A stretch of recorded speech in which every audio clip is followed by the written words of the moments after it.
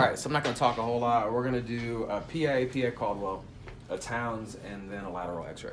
All right, so go ahead and put your forehead and nose up against the board, please. What I'm doing here, tuck your chin down. So I'm trying to make sure the OML is perpendicular to the board, and that typically occurs when the nose and forehead touch. So the bean should exit then the nasion. So if I do that, you see how I might clip the top of her head there?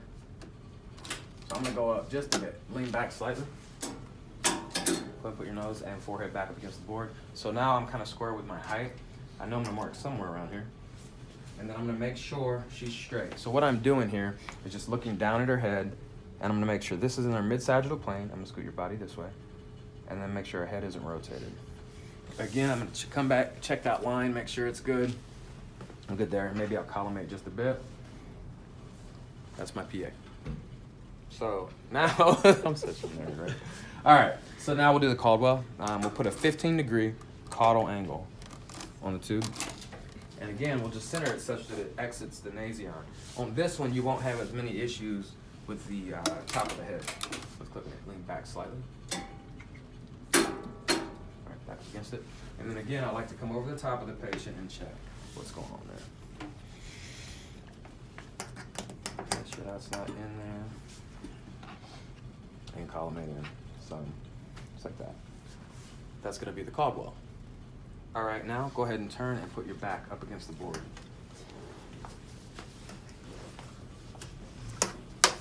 Imagine a right marker up there because I don't want to get it. All right, first I'm gonna do is make sure she's square. So I'm gonna bring you this way slightly. All right, sit up nice and tall. Tuck your chin down as far as you can. So if you get the double chins, let's get it on tape. That's right. All right. All right, now put your head back and keep your chin tucked. So what I'm looking for here is to see if her OML can be, which is actually, just tuck your chin just a bit. So she easily put her OML. So part of it is the shape of her head. It allows that to be a little easier for her. So, all right, so 30 degrees, caudal. We're gonna go a little bit above her glabella there. It goes through the EAM. We've got the top of the head there. Lean forward slightly. All right, go ahead and sit up nice and tall, tuck your chin. Recheck it. Anytime you move them, you're gonna have to recheck it if the positioning is uncomfortable. That should be mid-sagittal, which it is here. That's gonna be our Towns. And then we're gonna do one of the laterals. You guys will have to do the right or the left. You okay? I had a lot for lunch. You what? I had a lot for Oh, lunch. you're okay. All right, here, turn and face this. No, turn all the way. Food coma. All right, all the way, face the board.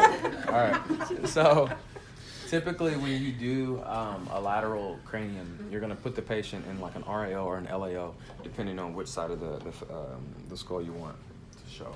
So we'll put her in the LAO position. Go ahead and put the left side of your face against the board for me, just like that, and sit up nice and tall, and do that just like this. It is, I know, and then I'm gonna have to get in your space a little bit. All right, so I'm gonna go 2 inches above her EAM, about right there. Lean back, and that's gonna be my height. I also want to have this in crosswise, so we're just gonna cheat. That's about what it would look like. All right, go ahead and put the, and I'm gonna turn your head this way. And then I do this move, right? I gotta get on that level. Turn like that. You don't have to look directly at me. I mean, you don't like eye contact. Ma'am, can you close your eyes? Tuck your chin slightly so that the IOML is perpendicular with the front. And then you want to make sure the face is square. That's the biggest thing, okay? Yeah. There it is, right there. Well, until she moves. But that's the deal.